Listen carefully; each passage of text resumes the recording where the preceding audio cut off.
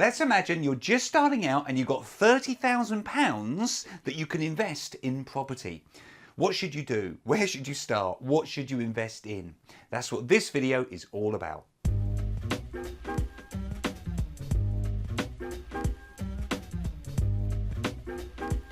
Hi, my name's Tony Daw from Your First Four Houses, and my channel is all about helping you achieve financial freedom through property. If this is your first time here, be sure to subscribe to the channel and click that bell notification icon so that you don't miss out on any of the free content that I give you each and every week.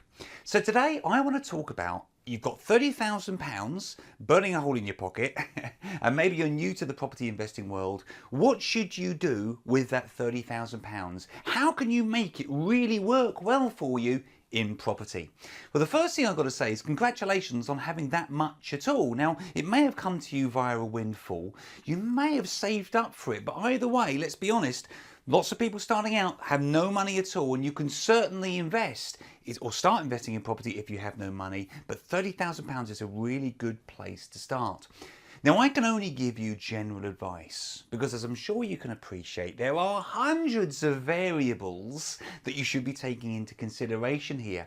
And I'd like to start off by suggesting that you do not spend or invest all of your £30,000. You need to keep a buffer. Now, I generally tend to suggest people keep, say, I don't know, 15 to 20% back as a reserve buffer. Now, obviously, that may be a smaller reserve if you've got considerably more than £30,000 to invest. It may be a larger amount if you've got less than £30,000. But in this example, let's say you're going to keep back £5,000. So that's going to leave you with £25,000, and £25,000 is a good starting point. But let's be honest, if you're looking to buy in the conventional kind of old-fashioned sort of way, it's not going to buy you an awful lot, is it? Especially if you're living in London as a great example, especially once you've sort of factored everything in. To be honest with you, I would start in investing in some education, some property-based education. Now, this doesn't have to cost you very much at all. You can start with free. Go on YouTube, type in property investing or how to start a property business or stuff like that. Sure, hopefully you're going to stumble across some of my stuff, but there's other really good people out there that are also producing really good free YouTube-based content. But you can also look at podcasts, webinars, or perish the thought, books. There's some really good books out there. Just start investing in a small way in some of the free or very cheap educational content, and you'll immediately be ahead of the game, ahead of all of those other people who don't invest in their property-based education. Also, check out my free course. This is really good stuff, and it's really going to help you, especially if you're just getting started, and giving you some really good fundamental content. If there's no link there, check in the description. The link will be there. And also, please check out my online property masterclass program. This is a fantastic course that will teach you everything that you really need to know, or everything that I know, to be a successful property investor. There's some huge advantages to that course. Check out below and you can find the link for that there. Ultimately, you need to learn how to invest wisely so that you can make the most of that £30,000, or as we've already said, £25,000. And dare I say, my online property masterclass will really teach you exactly how to do that. So let's now look at strategy. The key when we're talking about strategy is to start with the end in mind. What is your goal? Now, if you've got 30 years before you're looking to retire, sadly, I haven't got 30 years, but if you have, you're going to have a very different strategy to somebody that's only got, say, 12 months before they're looking to retire. You're going to have to take completely different approaches.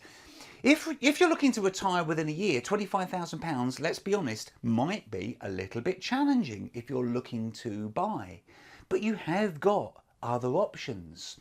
Rent to rent is a great example of something that can put a good income in your property, in your pocket, and £25,000 will certainly get you 3 or 4 good sized rent to rents. Sure, it's a little bit hands-on, But ultimately, this is about giving you a cash flow for the longer term, and maybe you can bolt on an option which might enable you to buy that property a little bit further into the rental agreement, which brings me on to property options. These can be a great way to work with a pot of £25,000 and enable you to start to maybe put options on sites where you can get planning permission to do various bits and pieces and really start to build your pot up quickly.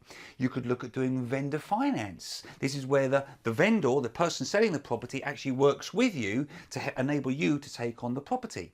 Pulse investing is one of my big suggestions. It's a great way to recycle your money back out of deals quickly. Or indeed, creative finance solutions in general are going to be a great thing to work with if you've got a pot of £25,000. Now, to be really honest with you, I cover all of these in great depth in my online property masterclass, giving you case examples and case examples of where these have worked really, really well for some of my sellers. So as I say, check out the link below. And if you want to find out a little bit more about my online property masterclass and how it might be able to help you, if you click on a link, we can book a 10-minute call with me and we can talk specifically about the online property masterclass, what's involved, and find out if it might actually be a good fit for you. Find a JV partner. Now, this is really important if you've got about £25,000 to invest. If you go out and find a really good JV partner, the two of you can work together. The two of you can support each other, both emotionally, but also financially as well, obviously. Maybe you each put in matching funds and you split the profits on different deals, maybe the uplift in value and the cash flow as well. Maybe your JV partner funds the purchase bit and you use your £25,000 to fund the refurbishment bit. But always do serious due diligence on your JV partner. And I would hope that they would also do serious serious due diligence on you. Sadly, I've heard of all too many problems when it comes with working with JV partners, including with some really big names that really shocked me, to be perfectly honest with you. So do due diligence on the person that you're going to work with. Ultimately, I care about you and I need you to protect yourself and your finances, because it's your money that we're actually talking about here. Maybe put that property in your name. Maybe use a deed of trust to secure that property, and certainly speak to a solicitor and get him or her to draw up the paperwork. Never ever use an online form that you've downloaded. Now, if time is short, you're going to have to work your butt off, to be really honest with you.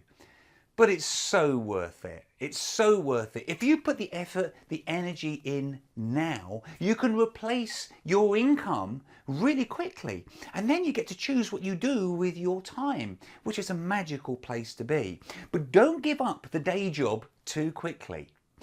Or you'll become unmortgageable, which is exactly what happened to me. You need to keep working if you can, so that you remain mortgageable, so that you're not having to rely on this £25,000 that you've got to invest. You can just use, you can keep earning and eating and paying the rent or the mortgage that you're on the property you're living in with this money, and you're only then going to use this money as an investment or as an investment means to go out and buy those properties. And lastly, don't forget, you do not have to invest within walking distance from where you live. I always suggest to people that you should be looking to invest within about an hour's drive of where you live. Now, I would love to know how you would invest £30,000 if you have it. And if you could share your thoughts with me in the comments section below, that would be absolutely wonderful. I really hope you found that one helpful. For more tips and tricks like this, be sure to subscribe to my channel, because I share new fresh content each and every week. And download this 50-point checklist, because it's going to really help you the next time you're buying an investment property. My name's Tony Law from Your First 4 Houses, with online training that helps you build your property portfolio.